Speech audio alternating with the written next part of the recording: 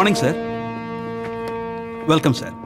I am Srinivasan, Chief Secretary. Thank you. Please. Thank you, sir. Thank you, sir. This is your personal team, sir.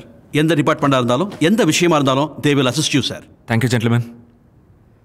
நான் CM எப்படி ஆனங்கிற கதை உங்க எல்லாருக்கும் தெரிஞ்சிருக்கும். To be honest, இந்த நாட்டை பற்றியோ இந்த ஜாபை பற்றியோ எனக்கு எதுவும் தெரியாது. Yeah, it's true. I know it's a pity. எல்லா விஷயத்திலும் நீங்கள் எல்லாரும் என் கூட இருந்து எனக்கு ஹெல்ப் பண்ணணும். Trust me, I am a very fast learner. நான் ரொம்ப சீக்கிரமாக கற்றுக்குவேன். என்னால் முடிஞ்ச வரைக்கும் I'll be perfect and make all of you proud. We are all here for you, sir. All the best. நாளைக்கு மார்னிங் ஃபர்ஸ்ட் ஒரு கான்ஃபரன்ஸ் அரேஞ்ச் பண்ணி we will address all the key issues, sir. அது எல்லாத்துக்கும் முன்னாடி இந்த traffic problems பற்றி தெரிஞ்சுக்க நினைக்கிறேன். Right, sir. அது சம்மந்தப்பட்ட ஆஃபீஸர்ஸ் கூட மீட்டிங் அரேஞ்ச் பண்ண முடியுமா? Sure, sir. நாளைக்கு மார்னிங் உங்களுக்கு ஓகே தானே, சார்? ஏன் இன்னைக்கு முடியாதா? Sir, right no. Sure, sir. Sir, mister Arun Kumar, traffic commissioner. Hi. And this is his team. Hello, sir. Take your seats. Sir.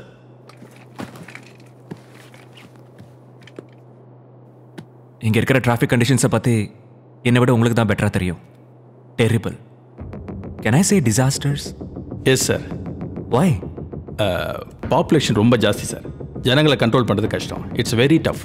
அவ்வளோ பெரிய பாப்புலேஷன் இருக்கிறதால தானே we need more planning and discipline. I'm sorry to say this. காட்டில் மிருகங்களை இன்னும் ஆர்கனைஸ்டாக சுற்றிக்கிட்டு இருக்கு. ஃபுட்பாத்தில் ஜனங்க பைக் ஓட்டிட்டு போகிறத பார்த்தேன். we are trying our best sir. Are you? Yes sir. How? நிறைய பேட்ரோல்ஸ் கொண்டு வரோம், ஒன்வேஸ் பண்ணுறோம், டிராஃபிக் சிக்னல்ஸும் அதிகரிக்கிறோம், மக்களுக்கு விழிப்புணர்வு ஏற்படுத்த நிறைய விளம்பரங்களும் பண்ணிட்டு இருக்கோம். What about fines? Sir, fines charges என்னன்னு கேட்குறேன். டிரைவிங் லைசன்ஸ் இல்லாமல் வண்டி ஓட்டினா 500 rupees sir for 2, 3 and 4 wheelers. 10,000 ஆக்குங்க. Sir, 10,000. Signal jumping 1000 sir. 20,000 ஆக்குங்க. Driving பண்ணும்போது மொபைலில் பேசினா 1000 சார். 25 ஓகேவா? யா, 25. ரேஷ் and negligent violation 1000 sir. 30,000. New ரேஷியோக்கு மாற்றி ஈவினிங் எனக்கு லிஸ்ட் அனுப்புனீங்கன்னா வில் இஷ்யூ என்னது? ஜியோ, சார். யா, ஜியோ இஷ்யூ பண்ணிடலாம். சார், இந்த விஷயத்தில் நீங்கள் கொஞ்சம் டிஸ்கஸ் பண்ணி முடிவெடுத்தா நல்லாயிருக்கும். இத்தனை நாள் அதானே செஞ்சுருக்கீங்க. ஏதாவது மாறி இருக்கு? But it is wise to rethink. ஜனங்க பயந்துருவாங்க, சார். நான் வந்த இந்த கொஞ்ச நாளில் அது யாருக்கும் இருக்கிறதா தெரியலையே ஸ்ரீனிவாசன் சார். பயம். We are living in a society.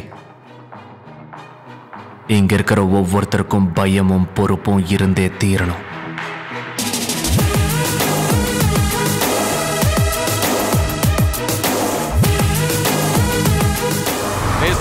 என்னங்க இது? ஓரங்கட்டுங்க.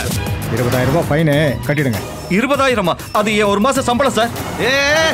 நிறுத்து. ஒரு நிமிஷம். Stop. 25,000 ஃபைனு. 25,000? ஏய், நிறுத்து. ராங்குக்குள்ள வர ஷார்ட்கட்டா? சார் பக்கத்துல தான் சார் அப்படியா? 30,000 ஃபைன் கிட்ட ஆபீஸ் போ. 30,000? தமிழகத்தில் மக்கள் இனிமேல் சாலையில் வாகனம் ஓட்ட வேண்டும் என்றால் மிகவும் எச்சரிக்கையாக இருக்க வேண்டும். டிரைவிங் லைசென்ஸ் இல்லாம ஓட்டினா, சிக்னல்ல நிக்காம போனா, ஒன் வேல யாராவது தப்பா போனா, இனிமே பர்ஸ்ல இருக்கிற உங்களோட பணம் மட்டும் இல்ல, அநேகமா உங்களுக்கு கடன் வாங்குற நிலைமை கூட ஏற்படுறதுக்கு வாய்ப்பு இருக்கு. ஒரு ஆத்திர அவசரத்துக்கு ஒன்னோல போறோம், அதுக்காக 20,000 ஃபைன் போடுறது எவன் விட்டு துட்டு? Yes done the right thing. அப்படி செஞ்சாதான் ஜனங்க ரூல்ஸை ஃபாலோ பண்ணுவாங்க. வண்டி ஓட்டுனால கஷ்டமா இருக்கு பிரதர். முந்தானத்தையும் புது வண்டி வாங்கியிருக்கான், பொன்வேல போயிருக்கான், 25,000 ஃபைன் இருக்காங்க. இவங்க அப்பா வண்டியை வச்சுட்டு வண்டியும் கிடையாது கிண்டியும் கிடையாது. பேசாம சிட்டி பஸ்லயோ இல்ல மெட்ரோ ட்ரெயின்ல போறதுதான் பெட்டர். எந்த தொல்லையும் இல்ல. ஹலோ, இன்னைக்கு சாயந்தரம் வீட்டில் ஒரு பார்ட்டிக்கு அரேஞ்ச் பண்ணியிருக்கேன். முக்கியமானவங்க அத்தனை பேரும் வராங்க. அந்த நேரத்தில் நீ கண்டிப்பாக இங்கே இருக்கணும். வேற எந்த வேலையை வச்சுக்காம வந்துரு. நான் காத்துக்கிட்டு இருப்பேன்.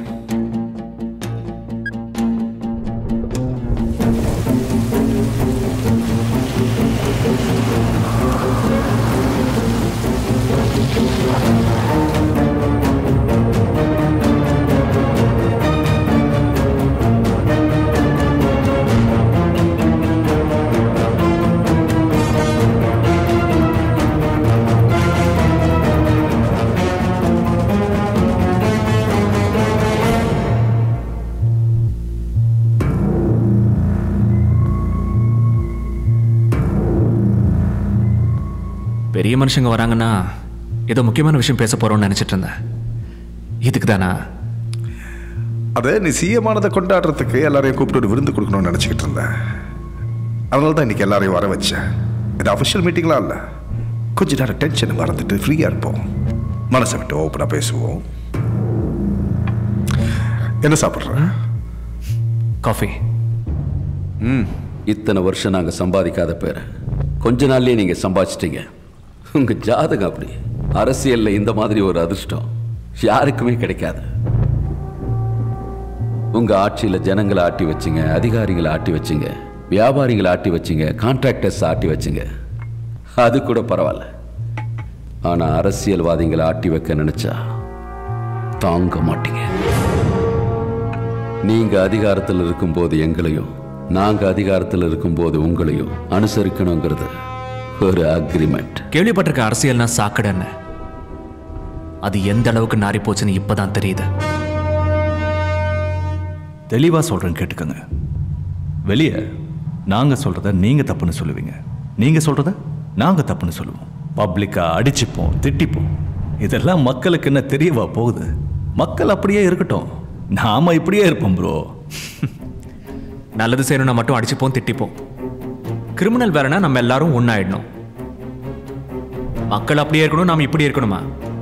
நாம மக்கள் கிடையாதா? மனுஷங்களே இல்லையா? வேற ஏதோ ஜந்து போல. தம்பி, சமாதானத்துக்கு தான் கூப்பிட்டுக்கிறாங்க உங்களை. பிரச்சனையாக்கி விட்டுறாதீங்க. பார்ட்டியை மெயின்டைன் பண்ணோம், பப்ளிக்கை மெயின்டைன் பண்ணோம், ஃபேமிலியை மெயின்டைன் பண்ணோம். இது எல்லாத்தையும் மெயின்டைன் பண்ணிட்டு சம்பாதிக்க கூடாதுன்றீங்க, கணக்கு வேற காட்டணும்ன்றீங்க. நாசமா போயிடுவோம். கடவுளே வந்தாலும் காப்பாற்ற முடியாது. ஒரு எம்எல்ஏக்கு 2 லட்சம் ரூபாய்க்கு மேல சம்பளம், free bills, free allowances, free phones, free house. இதுக்கு மேல மெயின்டெனன்ஸ் எதுக்கு? அப்போ எங்களுக்கு வெறும் சம்பளம் தானா? எம்எல்ஏவும் எம்பியும் சம்பளம் மட்டும் தான் வாங்கணுமா? நான் இமிடியேட்டா ராஜினாமா பண்றேன்னா வாபஸ் வாங்கிக்கிறேன். மக்களுக்கு சேவை பண்ண மக்கள் நல சங்கங்கள் நிறைய இருக்கு. நமக்கு யார் சேவை பண்ணுவா? நம்ம வேலை நிரந்தரம் கூட கிடையாது. பதவியில் இருக்கிற கொஞ்ச நாள்ல 4 காசை சம்பாரிச்சிட்டா ஏதோ வாழ்க்கையை ஓட்டலாம்ல. சார், 50 வருஷமா விவசாயிங்க பிரச்சனைக்காக நான் போராட்டம் பண்ணிக்கிட்டு தான் இருக்கேன். இது வரைக்கும் தீர்வு கிடைக்கவே இல்லை. அப்படி இருந்தும் நான் போராட்டத்தை நிறுத்த மாட்டேன். தீர்வும் கிடைக்கக்கூடாது. ராத்திரியோட ராத்திரியா எல்லா பிரச்சனைக்கும் முடிவு கிடைச்சிட்டா நாம எப்படி பிழைக்கிறது? வந்ததுலேருந்து நாம எப்படி பிழைக்க போறோம், நம்ம பார்ட்டி என்ன ஆக போகுதுங்கிற பேச்சு தான். ஜனங்க என்ன ஆக போறாங்கன்னு ஒருத்தரும் யோசிக்கிறதில்ல. இப்ப என்ன உங்களுக்கு ஒரு 70 வயசு இருக்குமா? 78 தம்பி. ஒருவேளை அடுத்த வருஷம் ஏப்ரல் மாதம் 2 டிகிரி அதிகம் வெயில் அடிச்சா நீங்க செத்து போகிறதுக்கான வாய்ப்பு இருக்கு சார். வாழ்க்கையை எப்படி ஓட்டுறதுன்னு கேட்குறீங்களா? இனி வாழ போறவங்களோட வாழ்க்கையை விவசாயிகளை நம்பிதான் இருக்குன்னு யோசிச்சிருக்கீங்களா? இத்தனை நாள் அரசியலில் இருக்கிற நாங்க எல்லாரும் என்ன லூசா? உனக்கு இஷ்டம் இல்லை வேண்டான்னு சொல்லியும் எங்களை மீறி உனக்கு அந்த சீட்டை கொடுத்தார் அவர். அவர் உன் மேல வச்சிருந்த நம்பிக்கைக்கு இதான நீ காட்டுற நன்றி, விசுவாசம். பரத் எனும் நான் தமிழ்நாட்டு அரசின் முதலமைச்சராக பலதரப்பட்ட மக்களுக்கு நேர்மையானதை செய்வேன் என்று ஆண்டவன் சாட்சியா பதவி பிரமாணம் பண்ணிருக்கேன். என் விசுவாசம் நேர்மை எல்லாம் அவங்களுக்கு தான். பிரமாணம் வருஷ கணக்கா எல்லாரும் செஞ்சிட்டு இருக்கோம். பிரமாணம் அதெல்லாம் அப்பவே காத்துல கரைஞ்சிடும். நீங்க காத்துல கரைஞ்சிருங்கிறீங்க, ஆனா நான் பண்ண பிரமாணம் எப்பவும் என் மூச்சு காத்துல இருக்கும்னு சொல்றேன். அப்ப என் கேஸ் விஷயத்துல உங்க பிரமாணம் எங்க சார் போச்சு? 1000 கோடியை இல்லீகலா சம்பாதிச்சேன் நீங்க, மக்கள் பணத்தை கொள்ளை அடிச்சேன் நீங்க, நிலத்தை அடிச்சு புடுங்கினே நீங்க, கொலை பண்ண நீங்க. கேஸ சிபிசிஐடி வச்சு விசாரிச்சிங்க, அவ்வளவுதான். எல்லாம் முடிஞ்சு போச்சு. ஹாப்பியா இங்க உட்கார்ந்து குடிச்சு. முடிஞ்சு போச்சுன்னு யார் சொன்னது? அப்படி யார் சொன்னாலும் நம்பிடாத. பரத், அரசியல்ல ஒரு சில நேரங்கள்ல இந்த மாதிரிலாம் நடக்கத்தான் செய்யும். இந்த கேஸ்ல இருந்து அவன் தப்பிச்சான்னு சொல்றதை விட நீ தப்பிச்சேன்னு சொல்றது தான் பொருந்தும். நீ பண்ற வேலைகளால மக்களுக்கு உன் மேல இருக்கிற மரியாதையோ நம்பிக்கையோ அதிகமாகிட்டே தான் போகுது. ஆனா ஒரு ஸ்டேஜ் தாண்டிட்டா அவங்க உங்ககிட்ட நிறைய எதிர்பார்ப்பாங்க. அப்ப என்ன பண்ணுவ? இந்த கேஸை நீ கண்டுக்காம விட்டா என்ன நடக்கும் நினைக்கிறேன்? மக்களுக்கு உன் மேல இருக்கிற நம்பிக்கை கொஞ்சம் குறையும். மற்ற அரசியல்வாதி மாதிரி தான் இவனும் 2 நாள் திட்டுவாங்க, அப்புறம் அவங்க வேலையை பார்த்துட்டு போறாங்க. மக்களுக்கு மறதி தேசிய வியாதி. அரசியல் ஏது நிரந்தர எதிரி?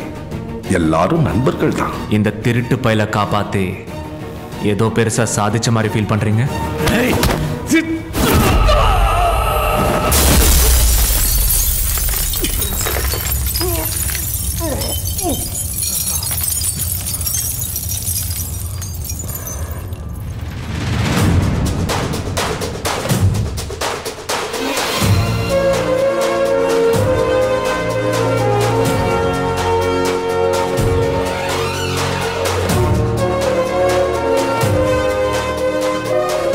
அரசியல்ல எது பண்ணாலும் முன்ன பின்ன பார்த்து பண்ணணும்னு சொல்லுவாங்க. என் முன்னாடி கிளாஸ் டேபிள் இருக்கிறத பார்க்கலையா ப்ரோ?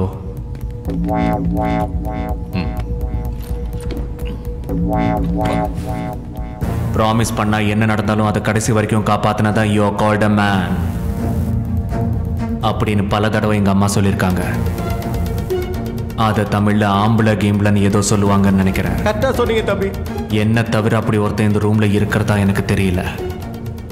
கூடிய சீக்கிரம் உங்க எல்லாரையும் கொடுத்து வாக்க காப்பாத்துற ஆம்பளைங்களா மாத்துவேன்னு ஆண்டவன் சாட்சியா உறுதிமொழி எடுக்கிற.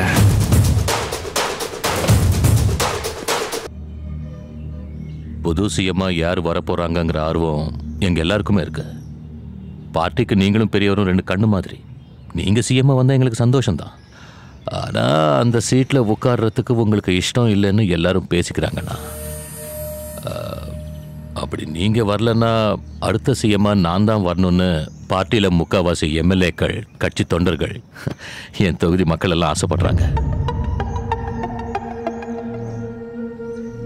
உங்க ஆசீர்வாதத்தால தான் இவ்வளவு தூரம் வளர்ந்துருக்கேன். அதனால தான் சுத்தி வளைக்காம உரிமையோடு கேட்டேன். வேற யாராவது வந்து என்னால பார்ட்டி ரெண்டா ஓடிறதுல எனக்கு இஷ்டம் இல்லை. இனி முடிவெடுக்க வேண்டியது உங்க கையில இருக்கு. வரண்ணா. எங்கேயோ கழுசடியா சுத்தி நின்ற என்ன அரசியலுக்கு இட்டுன்னு வந்து மந்திரியாக்கி அழகு பார்த்தீங்க. நீங்களும் அந்த பெரிய மனுஷனும். சார், நீங்க தான் புது முதலமைச்சர் ஆகணும்னு எங்க எல்லாருக்கும் ஆசையாகுது. ஆனா ஏன்னு தெரியல, உங்களுக்கு வரதுக்கு இஷ்டம் இல்லைன்னு அங்க இங்கன்னு எல்லாரும் பேசுனுங்கிறானுங்க. அண்ணா, உங்களுக்கு வேணான்னா நீங்க முதலமைச்சர் பதவி மேல ஆசைப்படலன்னா சேவை செய்யணும்னே பிறந்துக்கிற நான் ஆகணும்னு என் தொகுதி எம்எல்ஏங்க, ஜனங்க, தொண்டனுங்க, முக்கியமா என் குடும்ப வாரிசுங்க கெஞ்சி கேக்குறானுங்கண்ணா.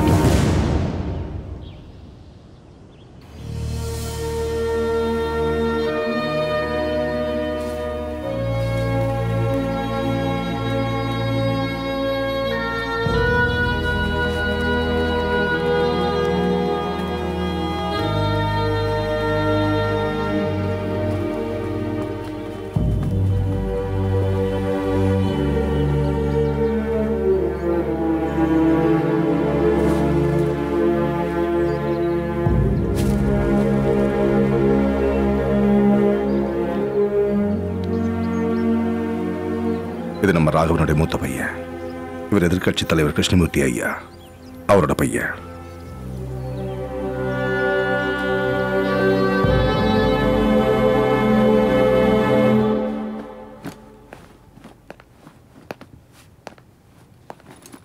ஈவினிங் நானே வந்து உங்களை பார்க்கலான் இருந்தேன். நாளைக்கு மார்னிங் ஃப்ளைட்டுக்கு லண்டன் கிளம்புறேன். டிக்கெட் கேன்சல் பண்ணிட்டேன்.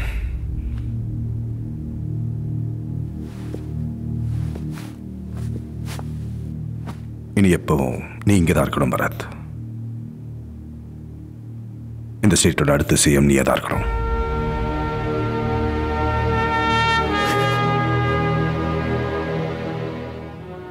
என்ன பேசுறீங்க?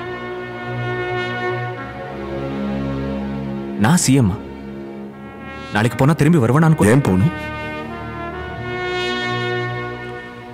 அப்பா இறந்ததுல இருந்து நம்ம கட்சியில கொஞ்சம் குழப்பங்கள் ஜாஸ்தி ஆயிடுச்சு. அதெல்லாம் கண்ட்ரோல் பண்ணணும்னா எனக்கு உன்னை விட்ட வேற வழி தெரியல.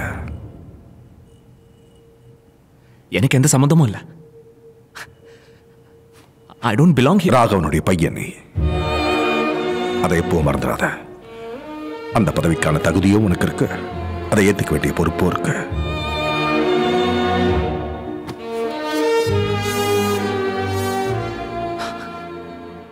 எனக்கு அரசியல் ஒத்து வராத. ஆனா உங்களை விட யார் எலிஜிபிள்? நீங்க ஆகலாம்ல. எனக்குன்னு வேற பொறுப்புகள் இருக்கு. இது எப்பவோ எடுத்த முடிவு, இன்னைக்கு நேத்து இல்ல. கட்சி ஆரம்பிச்சு ஆட்சியை பிடிச்சதுல இருந்து சிஎம் பொறுப்பு ராகவனும், கட்சி வேலைகளை நானும் பார்த்துக்கணும்னு முடிவு பண்ணும். அது அப்படியே தான் இருக்கணும்.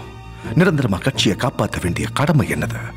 இப்ப இருக்கிற அரசியல் சூழ்நிலையில வேற யார் சிஎம்மா வந்தாலும் கட்சியை கூறு போட்டு வித்துருவானுங்க. நம்ம கட்சியை காப்பாற்றணும்னா நீ சிஎம் ஆகணும். 10 நாள் தான் ஆச்சு நான் இங்க வந்தேன். இந்த ஊரை பத்தி எனக்கு தெரியாது. இதை எப்படி பண்றதுன்னு கூட தெரியாது. ஒரு விஷயத்துக்கும் ஆரம்பம்னு ஒண்ணு இருக்கு. அதுவும் இல்லாம உனக்கு துணையா நான் இருக்கல. இது பாரு பரத், ஜனங்களுக்காகவும் நாட்டுக்காகவும் ஏதாவது நல்லது பண்ணணுங்கிற கனவோட கட்சி ஆரம்பிச்சோம். பாதியிலேயே விட்டுட்டு போயிட்டான். ஜனங்களுக்கு உழைச்சதால ஒரு அப்பாவா அவனால உனக்கு எதுவும் செய்ய முடியல. சின்ன வயசுல இருந்து உங்க அப்பா கூட இல்லாததால நீ எவ்வளவு கஷ்டப்பட்டேன்னு எனக்கு நல்லாவே தெரியும். ஆனா அதையெல்லாம் மனசுல வச்சுக்காத. இது எங்க 25 வருஷ கனவுடா.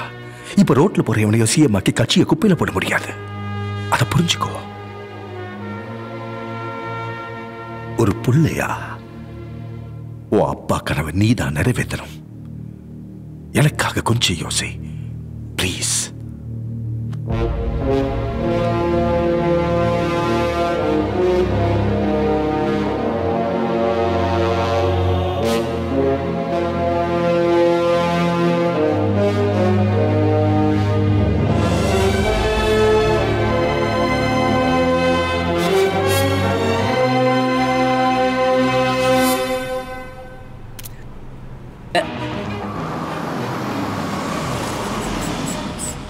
சீஃப் இன்ஜினியர் உங்ககிட்ட அப்பாயின்மெண்ட் கேட்டிருக்காரு. அங்கே நிறைய ஒர்க் பெண்டிங்கில் இருக்கான். ஏய் பரத், வா வா வா. Good morning. உட்காரு. ஏய், ஒரு பிளேட் எடுத்துட்டு வா. இல்லை பரவாயில்ல. எப்படி போச்சு முதல் நாள்? ஃபர்ஸ்ட் டே இல்லையா? எனக்கு நீங்கள் அப்பாயிண்ட் பண்ணவங்க எல்லாரும் பெரியவங்க, வயசில் கூட. கொஞ்சம் யங் டீமாக இருந்தால் எனக்கு கம்ஃபர்டபுளாக இருக்கும். புது வேலை இல்லை, அந்த மாதிரி ஆளுங்க இருந்தால் தான் பேலன்ஸ் ஆகும். உனக்கும் பெட்டரா இல்லை, எங்கள் ஆஃபீஸர்ஸ்னால் எனக்கு நான் எது செஞ்சாலும் நல்லா யோசிச்சு தான் செய்வேன்னு தெரியும்ல பரத். கொஞ்ச நாள் எல்லாம் பழகிடும். அப்புறம் அந்த டிராஃபிக் ஃபைன்ஸ் பற்றி கேள்விப்பட்டேன். என்கிட்ட ஒரு வார்த்தை சொல்லணும்னு தோணலையா? கரெக்டுன்னு பட்டுச்சு. குட். இங்கே பாருங்க சார், வெளியில் ஜனங்களுடைய ரியாக்ஷன் என்னன்னு அப்பப்போ சொல்லுங்க. Sure sir. அப்படியே சார், ஹோம் மினிஸ்டர் வந்து என்ன பார்க்க சொல்லுங்க. Okay sir. பரத், இனிமேல் டெசிஷன் எடுக்கிறதுக்கு முன்னாடி ஒரு தடவை என்கிட்டயோ டிஸ்கஸ் பண்ண நல்லாயிருக்கும்.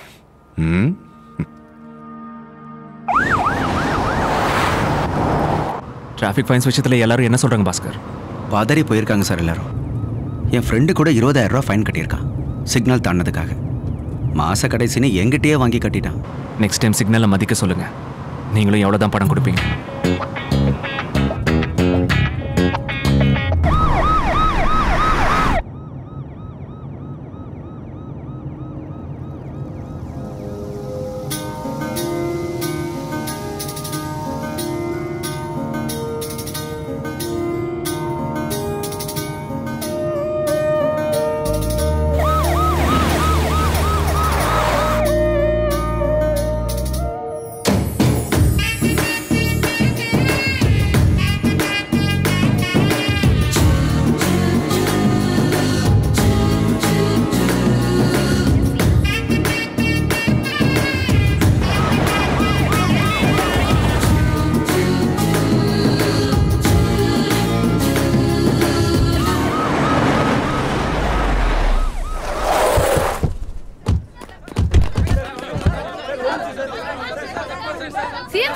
நீங்க போட்டிருக்கிற டிராஃபிக் ஃபைன்ஸ் பத்தி ஜனங்க எல்லாம் என்ன பேசிக்கிறாங்கன்னு உங்களுக்கு தெரியுமா சார்?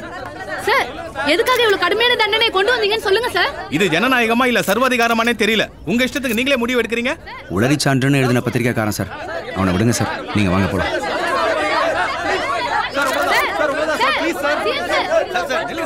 ஒரு நிமிஷம். டிராஃபிக் ஃபைன்ஸ்னால மக்கள் ரொம்ப கோவமா இருக்காங்க.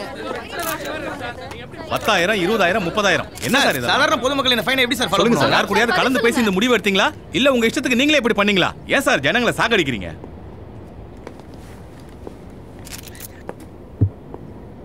உளச்சான்றின் படி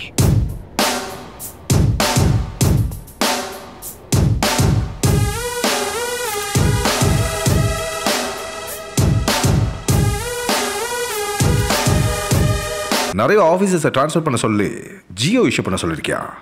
அதில் கொஞ்சம் போஸ்ட் ஹோல்ட் பண்ணு. நான் சொன்னதுக்கு அப்புறம் பார்த்துக்கலாம். நான் நல்லா ஸ்டடி பண்ணி தான் யார் எந்த போஸ்ட்டில் இருந்தால் கரெக்டாக இருக்குன்னு ஃபிக்ஸ் பண்ணி வச்சிருக்கேன். ஆக்சுவலி சைன் கூட பண்ணியாச்சு. இட்ஸ் ஓகே, கொஞ்சம் போஸ்ட் தான். ஒரு சில பிரச்சனைங்க இருக்கு. என்ன சொன்னால் 4 போஸ்ட் தான் Bharat. Finance secretary, Salem DSP, commissioner, அப்புறம் சிபிசிஐடி. இது நம்ம கட்சியில் இருக்கிற எல்லார்கிட்டையும் பேசி எடுக்க வேண்டிய முடிவு. அவங்க கவர்மெண்ட் சர்வன்ஸ் தானே? கட்சி ஆளுங்க கிட்ட ஏன் கேட்கணும்? யார் எந்த போஸ்ட்ல இருக்கணும்னு யோசிச்சு தான் முடிவு எடுத்திருக்கேன். நாளைக்கு ஈவினிங் சார்ஜ் எடுத்துப்பாங்க. இல்ல உங்க அப்பா இருந்தப்போ இந்த முடிவில் நான் தான் எடுப்பேன். ரூலிங் பார்ட்டியில் சில ஆப்ளிகேஷன்ஸ்லாம் இருக்கத்தான் செய்யும். டெசிஷன் ஆல்ரெடி எடுத்தாச்சு அங்கிள். எனக்கு சரின்னு தோன்றதை நான் செய்கிறேனே.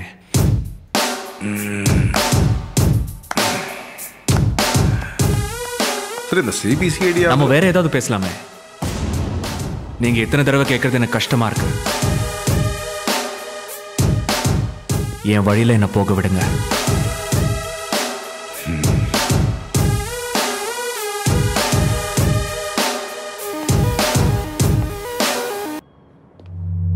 இந்த வருஷம் 4500 மெகாவாட் பவர் ஸ்டேஷன் இன்னொன்று கட்டலான் இருக்கேன்ப்பா. என்ன சொல்றீங்க சார்? உங்களை பார்க்க சிபிசிஐடி ஆஃபீஸர்ஸ் வந்திருக்காங்க.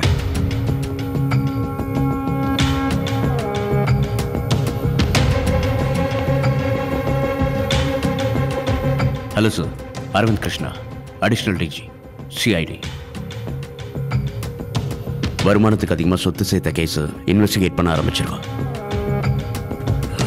I want to investigate this case in a smooth and transparent manner. அதுக்கு உங்களோட சப்போர்ட் வேணும். தேவைப்படும் போதெல்லாம் நீங்கள் சிபிசிஐடி ஆஃபீஸ்க்கு வரணும். இதில் உங்கள் தலையீடு எதுவும் இருக்கக்கூடாது. அதை சொல்லிட்டு போகலான்னு தான் வந்தேன்.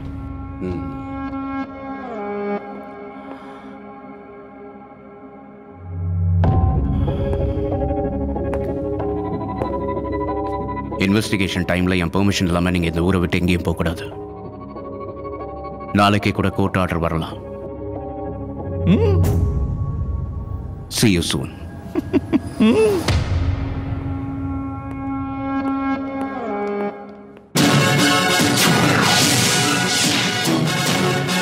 பல வருஷங்களா எதிர்க்கட்சி தலைவர் கிருஷ்ணமூர்த்தியோட மகன் மனோகர் மேல ஏகப்பட்ட வழக்குகள் இருக்கு. இப்போ அரசாங்கம் இந்த வழக்குகளை சிபிசிஐடிக்கு மாத்திருக்காங்க. இத பத்தின உங்க கருத்துக்களை பதிவு பண்ணுங்க. இது 100% முதல்வரும் கட்சியை எடுத்த பழிவாங்கும் படலம் அப்படின்னு தான் சொல்லணும். மக்களுக்கு எதிராக அரசாங்கம் எடுத்திருக்கிற நடவடிக்கை எல்லாத்தையும் உண்மையிலேயே நாங்க வன்மையா கண்டிக்கிறோம். அந்த காரணத்துக்காக மக்களுக்கு எங்க மேல வெறுப்பு வரணுங்கிறதுக்காக போடப்பட்ட வழக்கு தான் இது. அரசியலை பொறுத்த வரைக்கும் ஒருத்தர் பழி வாங்குறதும் காழ்ப்புணர்ச்சியும் நல்லதில்லை. முதலமைச்சர் சிபிசிஐடிக்கு இந்த வழக்கை எதுக்காக மாத்தினாருன்னு தெரியல. என்ன பொறுத்த வரைக்கும் இது எதிர்க்கட்சியை பயமுறுத்துற நடவடிக்கையா தான் தெரியுது.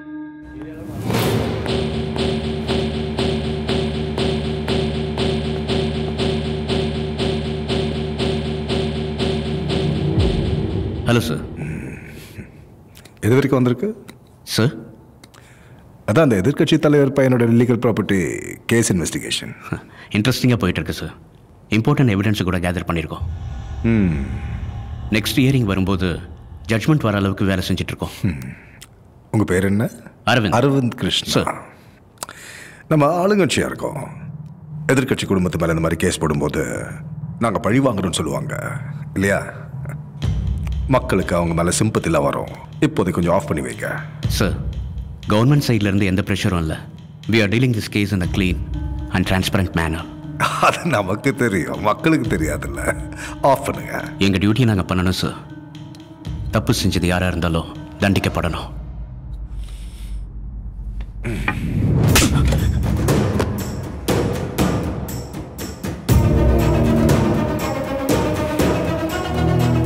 மூணு மாசத்துல எல்லாருக்கும் குளிர் விட்டு போச்சு.